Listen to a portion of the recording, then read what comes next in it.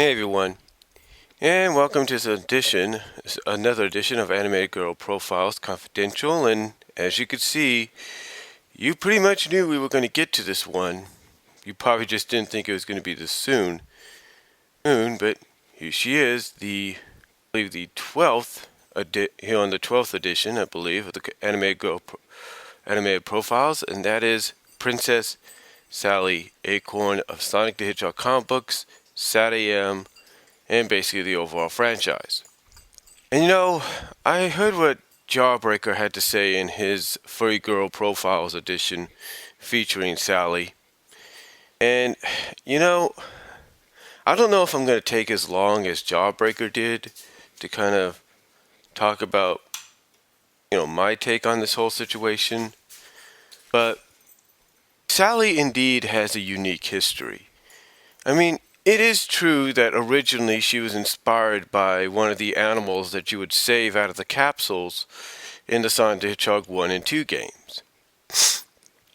Initially, the character that she's based on was a guy named Ricky Acorn.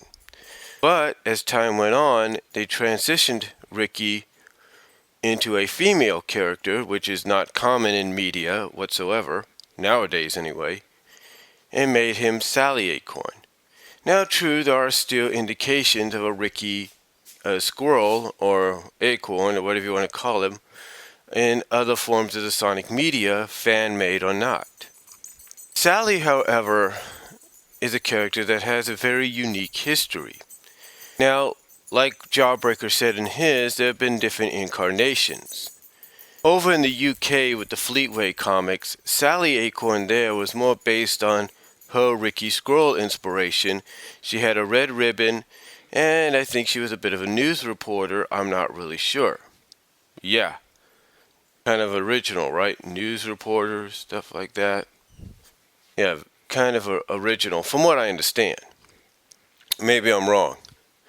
But when they were coming up with characters to associate with Sonic outside of the video games, when it came to, of course, the eventual cartoons and the eventual comic book that still goes on today, of course, the character of Sally was considered, and lo and behold, she was created along with a few other characters. Now, Sally's initial design, and you could watch Jawbreaker's Furry Girl Profiles on this, Sally Acorn's initial design was that of almost a yellow cat. I'm not lying. Yeah, she was supposed to be a ground squirrel or something like that, but her initial design made her look like she was a yellow cat. She had yellow fur, a red dress, kept the red ribbon, or more of a red headband or something like that, blonde hair. She even had lipstick, I think, and yeah, I think she even had red shoes. But her initial appearance was way different than what you see now. So that was basically the original design for her when they were coming up that was the initial original design for her when they were coming up for ideas for the characters for Sonic SATAM, or originally, I think, Adventures of Sonic the Hedgehog. But thankfully, according to some, that design was passed over. But there's a lot of fans that do pictures that show the different evolutions of Sally's design throughout the years. And of course, a lot of them start with the Ricky Acorn design, and then they go from there. When Sally first appeared in the comics, because I think the comics did come a little before the SATAM series, but when Sally appeared in the comics initially, she had, well, basically orange fur and yellow hair. That's not a lie. That was in, I think, Sonic issue 0, I believe, when Archie Comics was doing the miniseries before going into the initial series, or going into the series that we now know and love, or we now know, love, and read, I should say. Sally was initially yellow. Not initially. It was initially orange, brownish orange fur with yellow hair. So Yeah, Sally went through a huge design, if you will, a design change, if you will, when it came to her character. Because when the comic first, because when the comic started after that, and I don't know if it continued on in the other miniseries issues before the initial run of the comic began, but suddenly Sally went from that orange fur, yellow hair design to what would be known as probably one of her more recognizable early designs, and that is the pink fur and black hair. Although in the pilot for the SATAM series, Heads or Tails, it's pink fur, but it's kind of reddish brown hair. But it's the same original design she had when she first appeared in the comic. Now, what's funny about this, though, is that design of Sally, the pink fur, black hair, or in the case of the Saturday morning cartoon, reddish brown hair design, that original design of hers was supposed to be her official design. As a matter of fact, at a CES Expo or convention back around, I think, 1992 or 93, they had, I think it was 92 maybe, 93, I'm not really sure. 93 may have been cutting it a little too close. I would say around 92. They showed an introduction to what the Saturday morning cartoon series was originally going to be like. And everybody was basically colored and designed in the same designs and color schemes as they were in the comics. Everybody initially had the comic book design in the intro. Now, what's funny is I think that intro was supposed to be used for the pilot Heads or Tails. But surprisingly, when Heads or Tails first appeared, which ironically was the last episode of the season, of season 1 that is, when Heads or Tails first initially debuted as the last episode of the first season, the intro they used was the traditional SATAM episode. It was the traditional Saturday morning episode. So nobody knew what they were in for. Everybody thought, oh, well, they just changed it up for just one episode. But I'll be honest with you folks, I was one of those fans that pretty much felt that something was different about this. It was like, well, wait a minute. You're taking the characters... Well, not taking the characters, but when I saw this, I was like, something's different. Because at that time, I was initially used to every episode having Sonic's name in it, except for this one. And I'm thinking, something's a little different. And of course, when the intro started, and then you hear the voiceover, and stuff like that, the voice, well, not a narration or anything, but a voiceover of a pilot or something like that, and then you see Robotnik's design, and you're like, and then you even see the SWAT bots, you're like, or even Snively, you're like, wait a minute, this feels different. This feels like it's animated different. And then when you see the SWAT bots for the first time in that episode, you're like, holy smokes. I don't know if you see a SWAT bot on the Robotnik ship or not. I can't remember, I got looking. But when you first see the SWAT bots in any case, you're like, holy smokes, this is a comic book episode. This episode's like straight out of the comic books. And sure enough, when you see Sonic, when you see Rotor, you see Sonic, you see Tails, and then eventually Sally and Bunny and Antoine, you're like, yep, this is right out of the comic books. But what you didn't know at the time was that was initially the original idea for the series. That was the initial idea for the series, not what we got later on. And Sally, eventually she would get the traditional look that she's had up until about 2011. Let's put it that way. 2011, 2012. Initially about 2011, 2012. Because, well, with the exception of the vest and everything, Sally would basically get that traditional look that she had, that you see basically nowadays. As you'll probably see in between, if I can post a picture of that up here, Sally initially got that look right off the bat, right in the official first episode, Supersonic, of the series. Now, the following season, Sally, of course, in the cartoon would gain the vest. Now, from what I understand and from what other people have understood and read, the reason Sally was given a vest was due to parental complaints that she's female, but she's not fully clothed, that she's practically naked, or something like that. I don't know what it was, but I know there was some initial complaints that Sally was naked and that she needed to be fully clothed and everything, or at least have some kind of article of clothing. So, that's what I got. So basically the following season, season 2, she ended up getting her vest.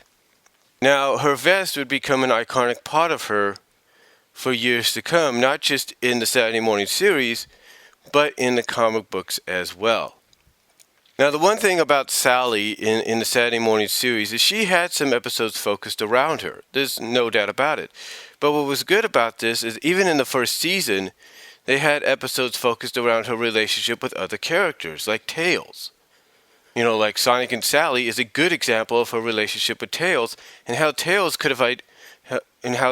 out of everybody could identify that the Sally that was in Knothole was a fake, and that the real Sally must have been captured. So, and that he, in his connection with her, because she would always come into his room, do a bedtime story, do an impression of a Wicked Rich, he knew. He knew because he had that special bond with her, that special connection. Now, as far as the second season goes, that was basically more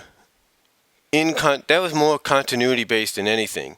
Now you could say, well, Blast of the Past kind of throws that continuity out of whack. A little bit. I mean, yes, Blast of the Past, in my opinion, should have been the first 2 episodes. It should have been the first story arc to kick off the second season. Don't get me wrong. But it does connect in some ways. Because in an episode that specifically focuses on Tails officially becoming a freedom fighter, Sally acknowledges that Sonic would go off on his own at the same age Tails was in this episode, which I think was 10 years old, but it would go off without permission, kind of throwing back to the Blast of the Past episode, to the ending of Blast of the Past, Part 2, where Sally basically has Rosie keep her promise of, hey, stay in Knothole, don't leave, trust me on this. So that kind of throws it back to that. But in the second season, we got to see more about Sally than I think anybody, if you're a fan of Sally, would have expected. And if you're not a fan, you probably didn't want to see. But if you were a fan, you probably weren't expecting. Because in the second season, like I say, it was with the exception, somewhat of an exception of Blast of the Past, maybe not. Sally was the main focus of a lot of freedom fighter groups. You see, at the end of the first episode, we find out that there's a list that Sally's father has of other freedom fighter groups. But we also find out these other freedom fighter groups are looking for Sally. Because Ari, who was a character introduced in the second season, says that there are other groups like him, and he mentions Sally's name, and he says, Sally, they're looking for Sally. So basically, they're looking for her to kind of get together to form a network, as we find out later on. Now, again, the reason I say there's a little bit more focus on Sally here is because of the fact of not just that plot point of other freedom fighter groups trying to find her, but it's also important because it's the season where she finally not only reunites with her father, even though it's in Blast of the Past, Part 1, but she also finally finds out where her father has been. Now, this is something that the show, like some other shows, did very well. It kind of continued on some elements from the first season. See, there's an episode in the first season where Sally goes off with Antoine to try to search for her father. And we didn't really know at first exactly what was going on. But, lo and behold, she she does discover clues as to maybe where her father could be or maybe where he's not. But knows he's still around.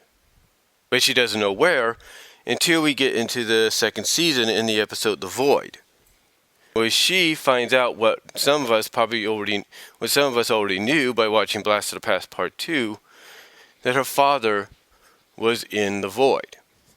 So, and this is also the episode that is a prelude to the Doomsday Project saga, the final 4 episodes.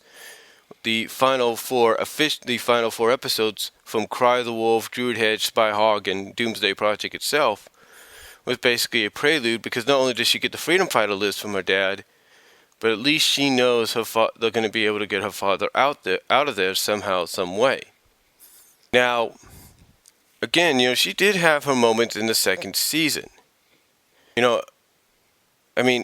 Just the fact that she, like I said, she had her moments. There's no doubt about it. But she also had some funny moments at times, and sometimes also at the expense of Dulcie.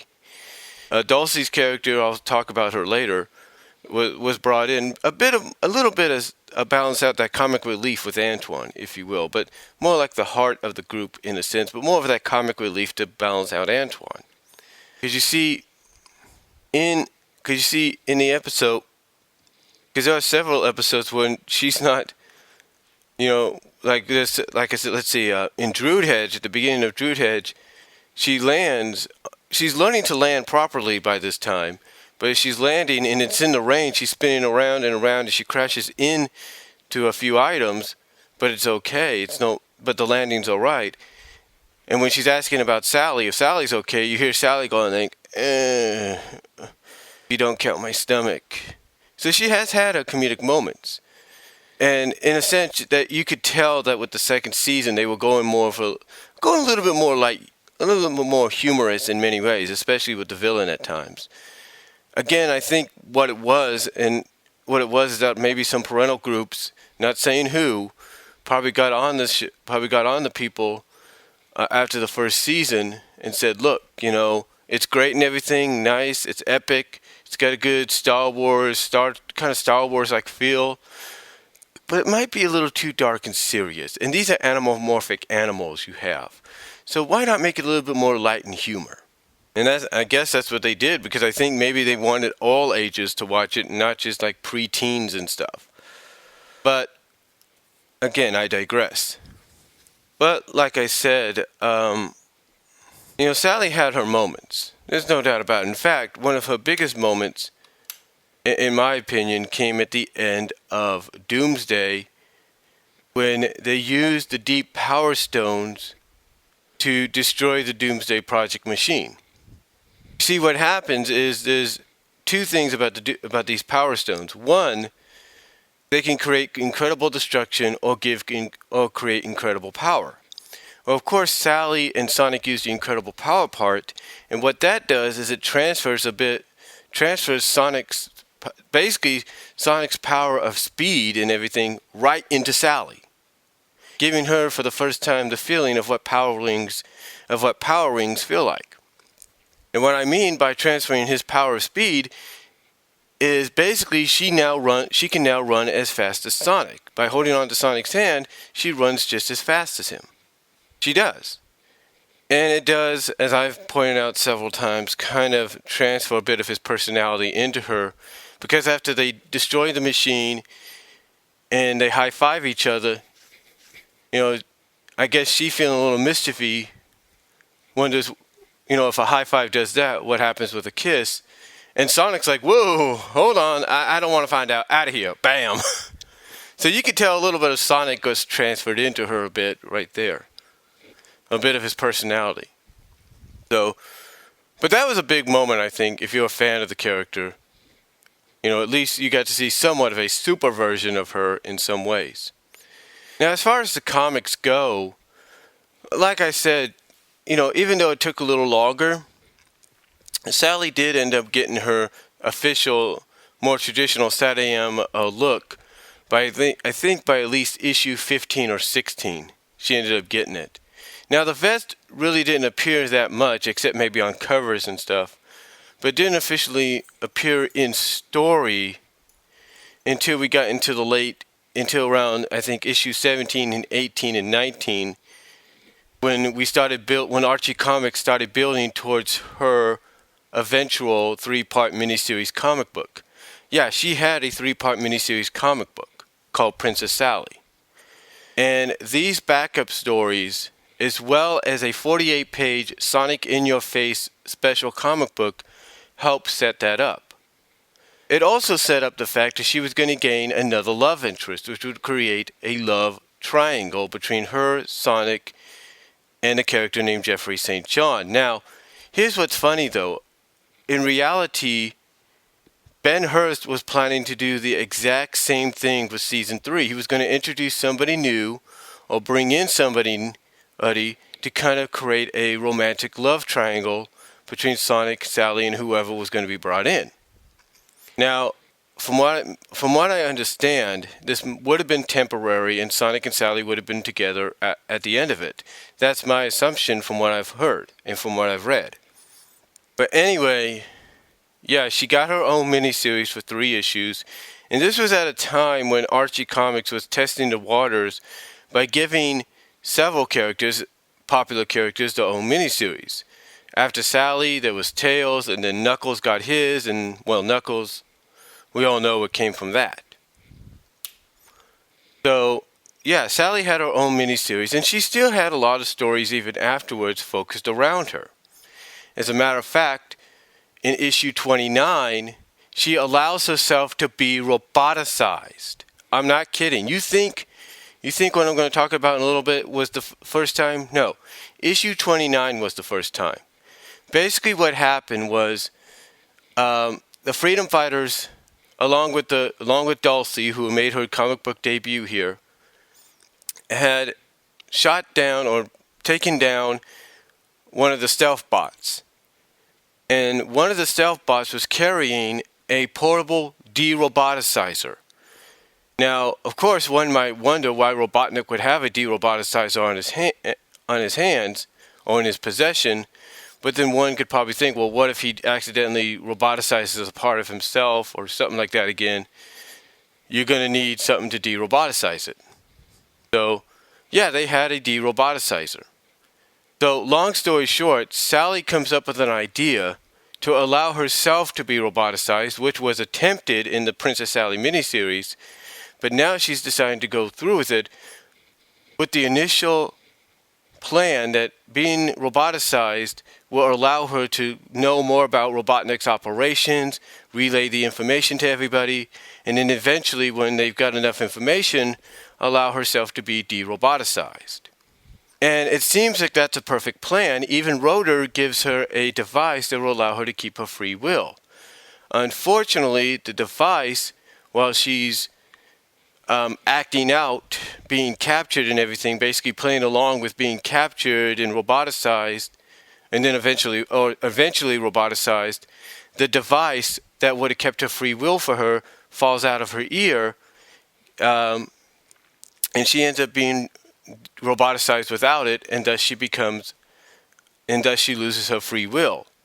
Now, eventually, at the end of the comic, she does get restored. Dulcie, apparently, because we learned more about Dulcie in the comic than we did in the show. There's no doubt about that. Dulcie obviously has this sense that something's not right, something's wrong. So she takes the de-roboticizer with her just in case. And she's right to do that because she notices what's going on, flies through a window, uses the de-roboticizer to de-roboticize Sally, and thus her and Sally do end up saving everybody from roboticization as well.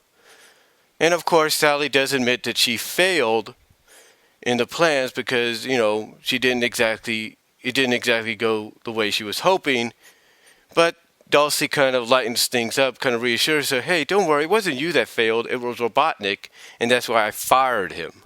Kind of get it? Fired. So, yeah. That was one of the first times that Sally, even if some people don't like her and want to call her different names and stuff, and wish she never existed, that was one of the first times, if you read the ending of that issue, that she admits she failed at a plan. Because see, her plan initially was to infiltrate Robotnik's base and try to get information. Fortunately, about an issue or so later, the comic decides to take a page out of the SATAM book, give Uncle Chuck back his free will by some freak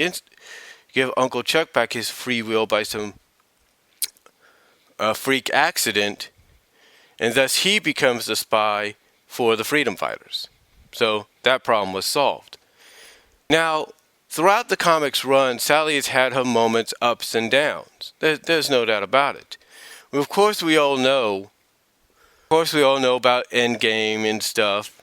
We all know about that. Again, like we said, we all know about Endgame and stuff. So, and if you don't know, quick summary: Sally originally, according to sources and I think Ken Penders himself, Sally was supposed to die in Endgame.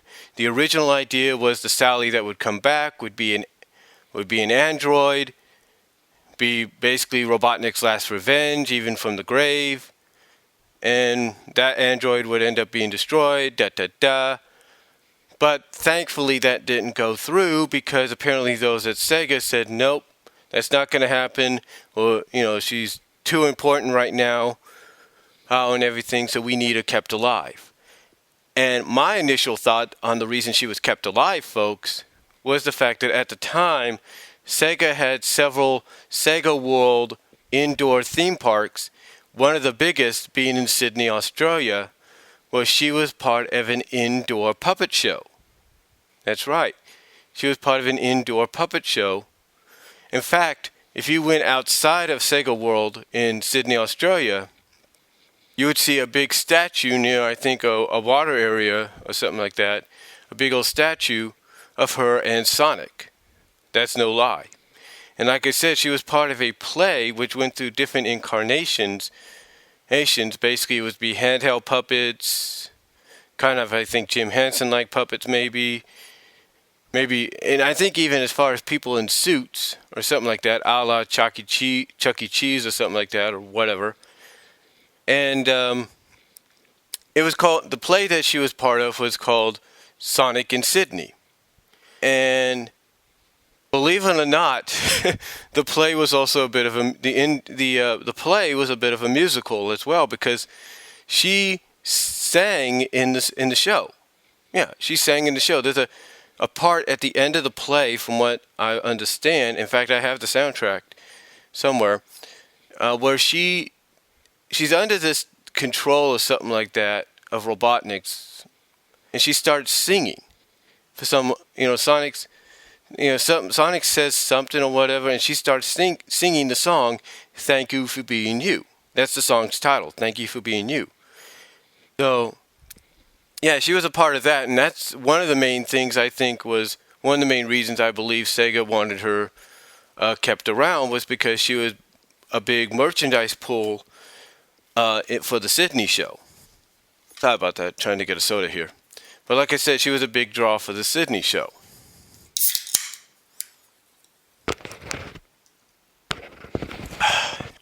I needed that. But like I said, she was a big draw for the Sydney show. So, and also a big merchandise mover, because if you look online, there was a lot of merchandise with her on there. As a matter of fact, the plushes, whether they were small, medium, or large, you go on eBay, and if you're lucky to find one, they go for a lot of money. I was fortunate enough back in Kansas to get mine for what I did. I saw it on eBay one night, and I said, you know what, I'm going to do whatever it takes to get it, and I kept bidding, and I kept bidding, and I kept bidding. I mean, God had provided me with the money at the time. God above had provided me with the money because I had a job at the time. I think it was with Food for Less on Walmart, I can't remember. And I just kept bidding, and I kept bidding, and I kept bidding until the end, and I eventually ended up getting my Sally Acorn plush. That's not a lie. I ended up getting her for the first time, and it wasn't a large one. I think it was a medium-sized one. It's a medium-sized one. But I ended up getting her, and every time people see pictures of her when I show it off or share pictures of what I have or video of what I have, excuse me there, a lot of fans are like, wow, how much do you want for her? Or, oh man, you're so lucky. And I would tell people, look, one, she's not for sale and everything. And even if they would ask me how much, I would tell them and honestly, hey, let's put it in the 200s. There's your answer.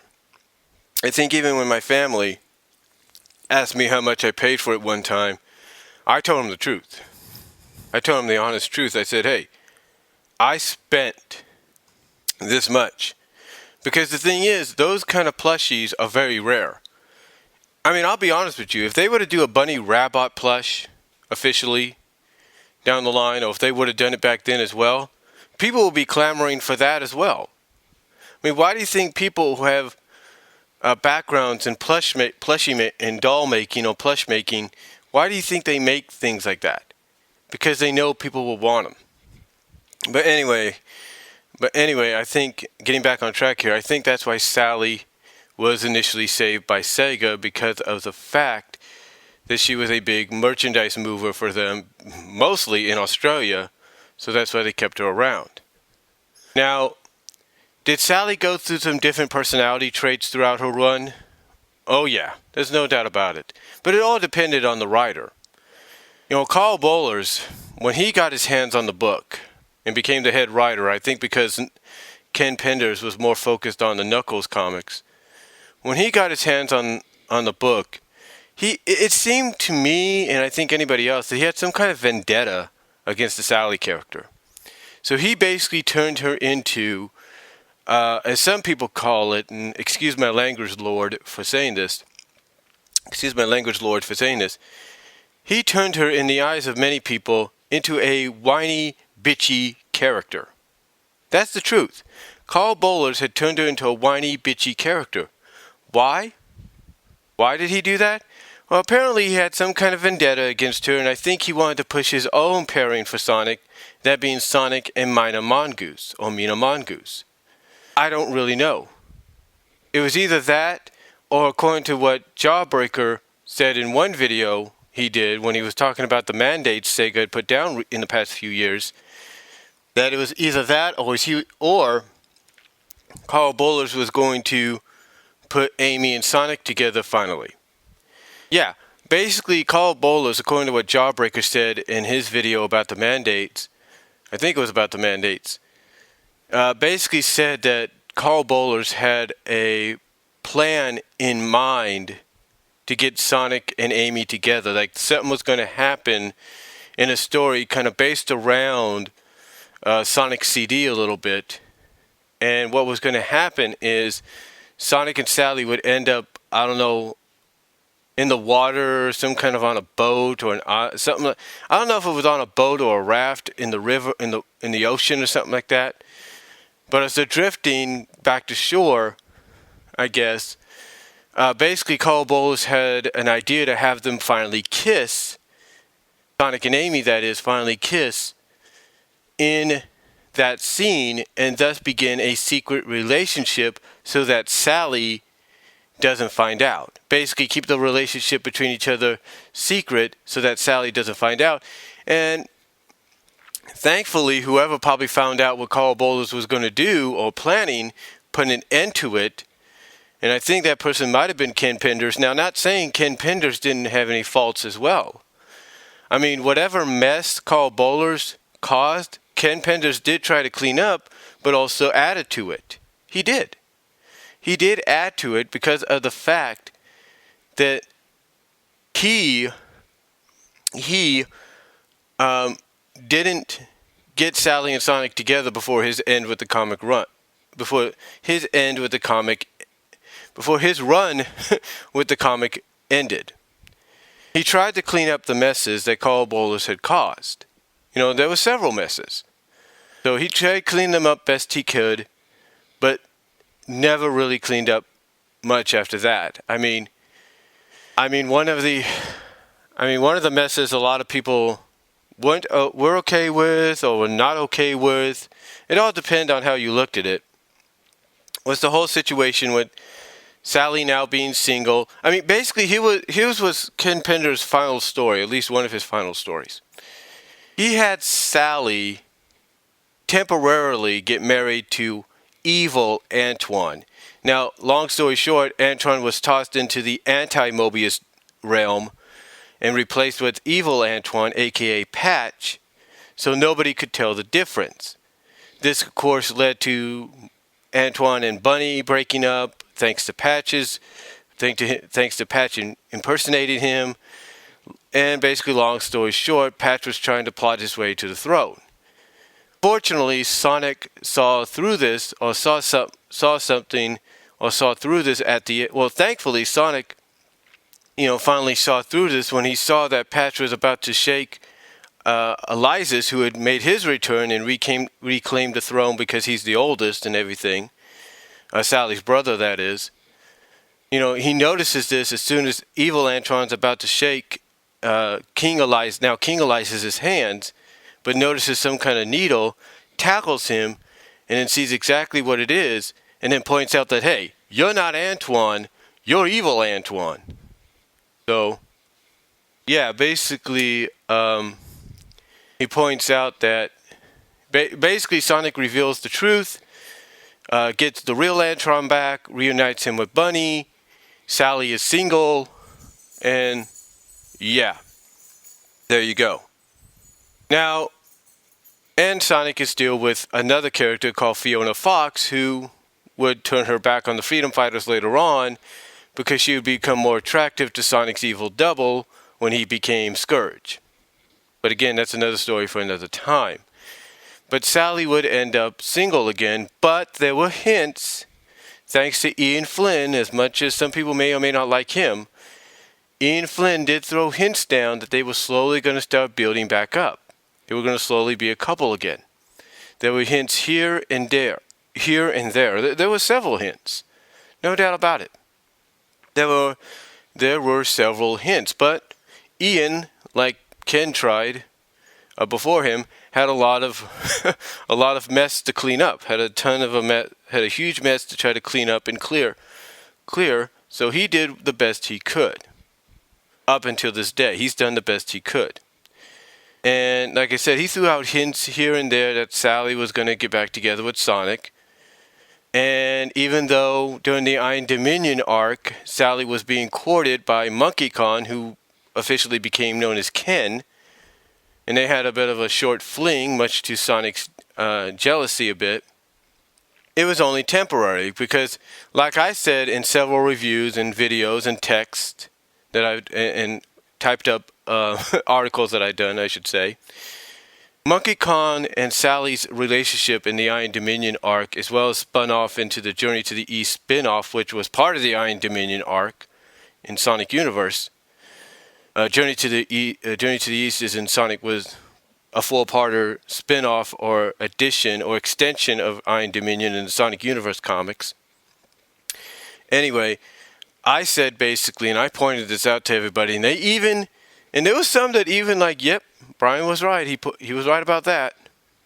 That the whole Sally Monkey Kong relationship was very reminiscing of several one-time relationships that we had seen. I mean, I basically compared it because I basically compared it to the Zach Morris relationship he had in the Saved by the Bell Hawaiian-style movie. Zach Morris had fallen in love heads over heels with this little bit older woman, maybe about a year or two older than him, who was also a mother. He had fallen heads over heels for her, and eventually she for him. So, but that only lasted for that movie. After the movie, we never heard from her again. We never, got any acknowledgement in the series about her. Nothing. It was done. And then the same thing in the episodes where they had summer jobs at a beach house or the beach resort. He fell in love with the beach resort's owner's daughter, and it took time for her, but she fell in love with him as well. And after those episodes were done, even though they did a flashback, kind of a clip episode, if you will, reminiscing of those those summer episodes or the summer job episodes, the Stacy character, she became known as, was never heard from again. And all because the love interest that he had for the movie and for those summer job episodes were just for those story arcs. That's all they were. The same with Sally's relationship with Monkey Kong. Hers was initially just a relationship, a temporary fling that she had for him for that story arc. Now, one thing I will say that Ian Flynn did that not even the Saved by the Bell writers did for the movie or those summer job episodes, is at least he did a conclusion. At least he had Sally acknowledge that she still had feelings for Sonic. And that until she could sort that out, she and Monkey Kong cannot have a relationship. Despite the feelings for each other, despite the fact that they did share one major kiss, one final kiss before going their separate ways, Sally did at least acknowledge that she still has feelings for Sonic, and until she could basically she wants time to kind of figure out who her heart belongs to. Now, some people may say was kind of stupid, kind of very reminiscent of Ken Penders and Carl Bowlers, but hear me out. She wanted to take time to figure out whether or not she still had feelings for Sonic. Because there was a part of her that still loved him, still cared for him.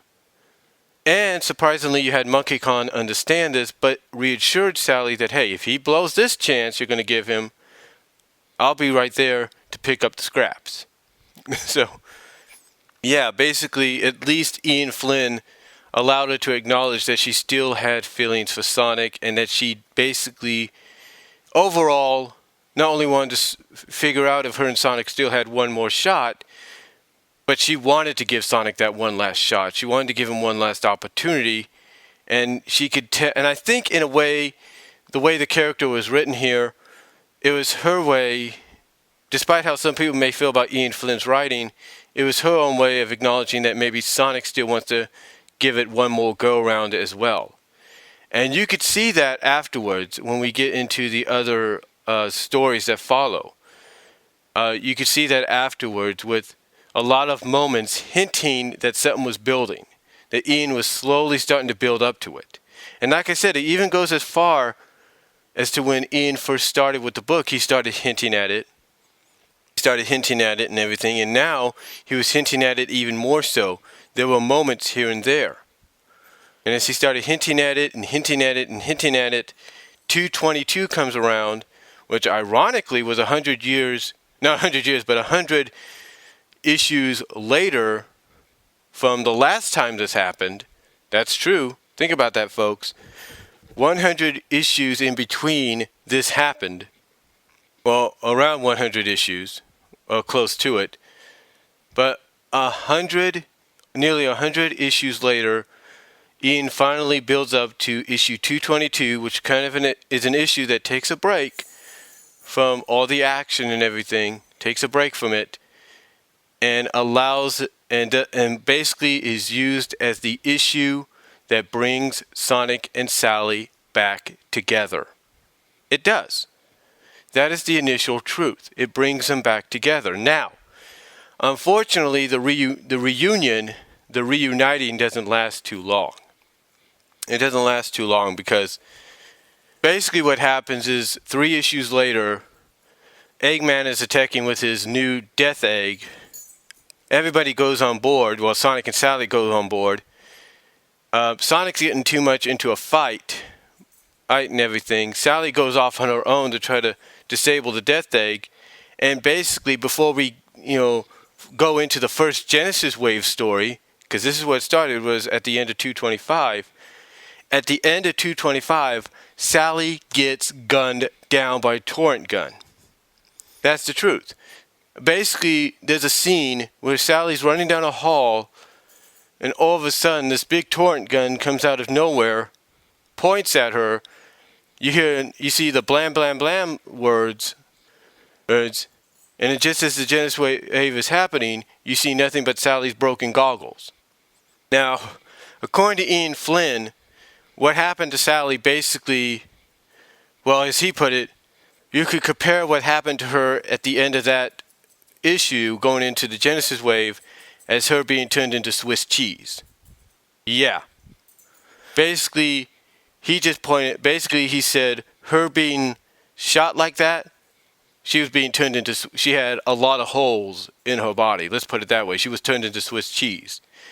And a lot of fans, when Ian Flynn mentioned this, said, ew, that is disgusting. No, Ian, that's not right. No. Now, fortunately, in the Sega Genesis arc, which was the first Genesis Wave story, Sally is still alive. It's reminiscing of Sonic 1 and everything because she and her friends are rescued. Rotor is called Boomer again. And long story short, her and Sonic are the only ones that start remembering the real world. And after Sonic does rescue everybody and everything and does help restore everything, he has a little message for Sally. Sally saying something about see ya, Sally, or something like that, see you soon. And basically they're brought back to the Death Egg around the same time that that issue 225 ended. Basically around the same scenario. But Sonic, knowing what happened, takes off, saves Sally just before she gets shot down by the torrent gun. And I think she realizes, and she's questioning at first, what are you doing? And then she sees this thing that Sonic had put on the window at the end of the Genesis Wave story. At the end of the Genesis Wave story. And then she remembers, oh yeah, this happened.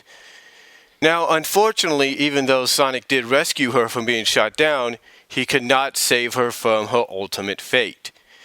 Basically, again, they had to split up. Sally went with Nicole into the heart of the Death Egg and found out that the Death Egg was was basically had basically been built as a global roboticizer. Yeah, Eggman had basically built it as a global roboticizer, and that he was going to use it to roboticize everybody in the entire world.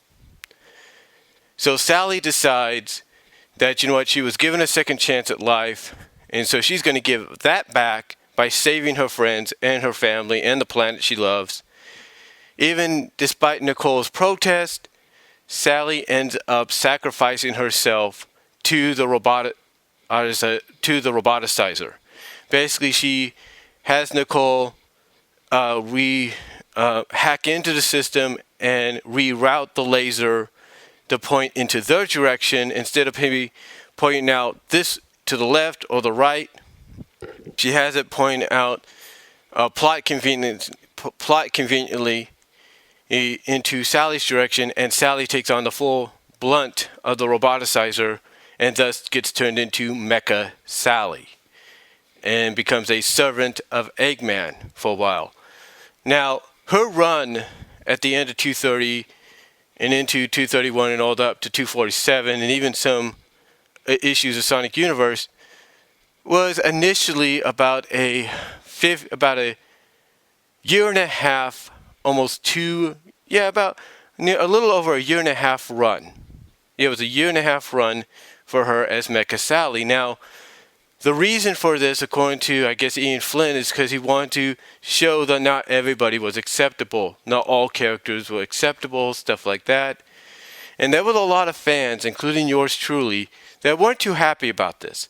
As a matter of fact, from basically 230 to all the way to 247, even though I still subscribed, and got the issues, from the main comic perspective, for a year and a half, for 1 year, 3 months, 1 year, 5 months, I did not read the comics.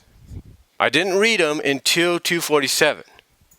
And as soon as we got to 248, that's when I decided to open up all 17 issues. All 17 issues, all 1 year and 5 months worth. And I read every single issue. I typed up a review of the overall arc from then to now. I typed up an overall review of it. I did an overall video review of it because, like I said, I promised myself, I had promised everybody I was going to do that. And there you go. Now, after the first crossover between Sonic and Mega Man, which was called Worlds Collide, the series was softly rebooted and retconned. The reason being, and I'm sure a lot of us have talked about this already, was because of some legal issues behind the scenes between Ken Penders and Sega. Not Ken Penders, Sega, and Archie, but mostly Ken Penders and Archie. So there was some legal issues behind the scenes. Now Sally did come back because Sally's redesign was reintroduced, I think, at a New York Comic Con. And I'm sure it got a standing ovation and everything. But Sally's redesign, the one you see here on the screen throughout this entire video, was the one that was being created. Was the one that was introduced. And Sally was brought back at the end of 252. You see her in the shadows and everything. And it's throughout portions of the Countdown to Chaos episode that you see her, not episode, but Countdown to Chaos miniseries, that you see her escaping the death egg and everything. And then finally, you see her for the first time in action, in her new look and everything, in 256. Yeah, it went from 253, 254, 255, 256. You finally see her. You finally see her. And it's still Sally. I mean, the design's very Sally-like.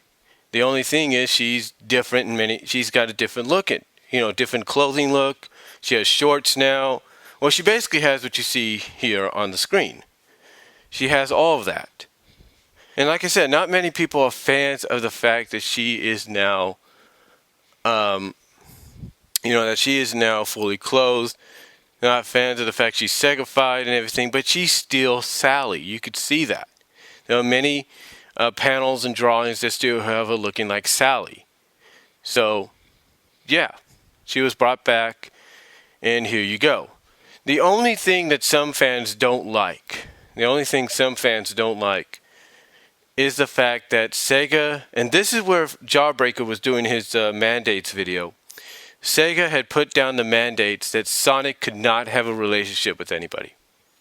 That no Sega characters could have a relationship. The only exception could be comic book characters or SATAM characters. That's why you have Antoine and Bunny married, and some others as well. But still, Sonic cannot have a relationship. Not even Amy can have a relationship with Sonic, because no game characters can have relationships.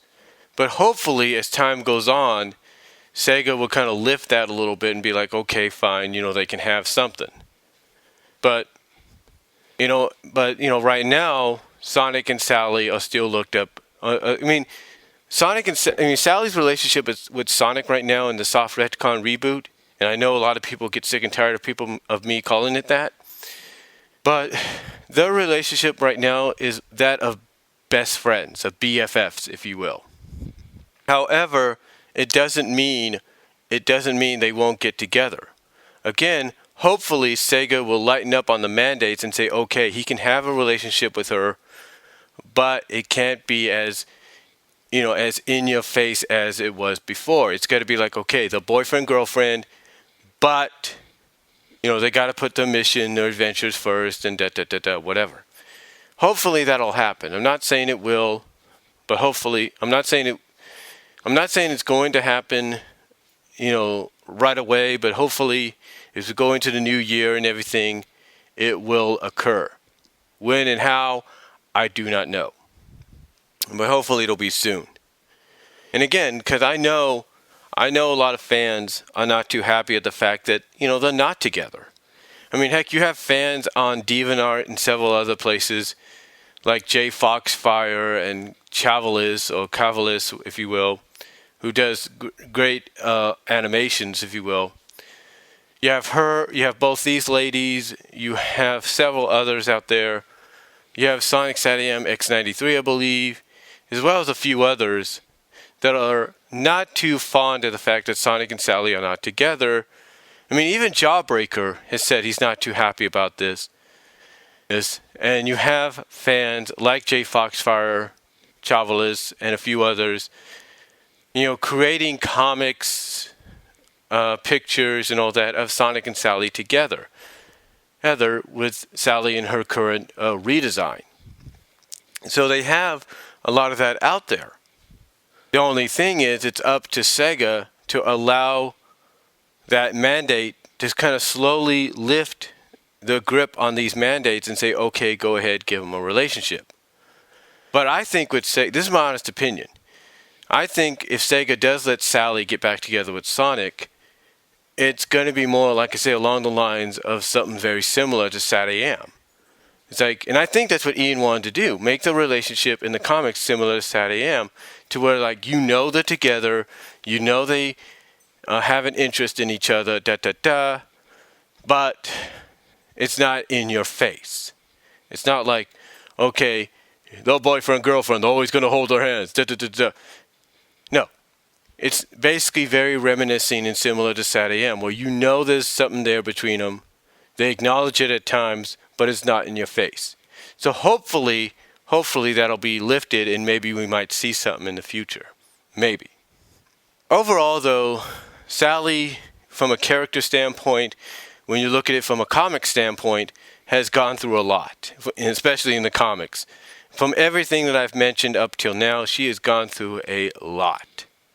I mean, it took one of her BFFs, Nicole, to kind of remind her that, hey, you're the one in this world that inspired inspired Lupe. You inspired Dulcie. You cannot take the full brunt of responsibility or fault of anything happening by yourself. You can't do this. And the reason Sally acted like that, and that was in 257, was the fact that she still remembered what she had done in the old timeline. You see, one of the key plot points was Nicole was literally the key, and I had called this out a long time ago. Nicole was literally the key to Sally, Tails, Bunny, Rhoda, and Antoine getting their memories back from the old world. She was basically the plot element, the key, if you will, of the. Sorry about that. Mouth was getting dry. Of them getting their memories back from the old timeline, from the old world. So, yeah. Sally had to have help from her BFFs to realize that. And throughout the issues and throughout the comic, you kind of see that as well, because even in the more recent one, you have Bunny telling Nicole, hey, don't worry, Sally's going to realize someday she's just as acceptable is just an acceptable casualty and everything like everybody else. So basically, Bunny, in her own sense, is in her own way saying, hey, Sally's going to realize she's not as perfect as she thinks she is. See? And that, in a sense, for those that don't like Sally, that's the comic book's way, or Ian's way, of saying, hey, look, Sally does have her faults, and eventually she's going to realize that, and she has. And she can be a little bit immature and hypocritical because, like I said in my review, there's a scene where after they succeed in their mission, where she calls Sonic out for his recklessness of what him and Loop did to destroy the E-100 Tau. But yet Nicole has to point out her hypocrisy because she pulled the same stunt with Nicole in Spark of Life. And Sally basically not wanting to hear anymore, go like, yeah, I can't argue with adults. And again, that's where Bunny comes in and says, hey, don't worry, she's going to learn she's just as acceptable as a casualty as everybody else, or something like that. So, overall, like I said, Sally's gone through a lot, and as much as many people may not like it, the soft retcon reboot of her has helped to be more, I guess, likable in the eyes of some, because it does show she has faults. she's not perfect. She is acceptable. She can be a little immature at times, like, with the whole, closing Nicole and everything and saying, yeah, I can't argue with results and everything. Basically not wanting to hear anymore. Basically, it was her way of saying, okay. Basically, it was her way of saying, yeah, I get it. I did the same thing. You don't have to rub it in and everything. So, overall, though, like I said, Sally has gone, as far as the comics go, has gone through a lot, like I said, from everything I've mentioned to now. And even in the cartoon series, she's gone through a lot as well. And we can only wonder what was planned for the 3rd season, but we'll never know. But thankfully, you have people over at SonicSATAM.com, like Laura Blue and a few others, that are basically trying to bring that 3rd season to life somehow through webcomics and even through animation. Excuse me. So, overall, definitely, Sally is definitely a character that if you don't know much about her now, read up on her and enjoy. Because I guarantee you, folks, this is a character that you will intently enjoy, not just for what she's gone through character-wise and historically from a character perspective, but overall it's a character you can relate to, somewhat. So that's all I'm going to say for this over 60-minute, 1-hour edition of the Animated Girls Profile Confidential on Sally Acorn. Yes, it was a little longer than yours, Jarbreaker.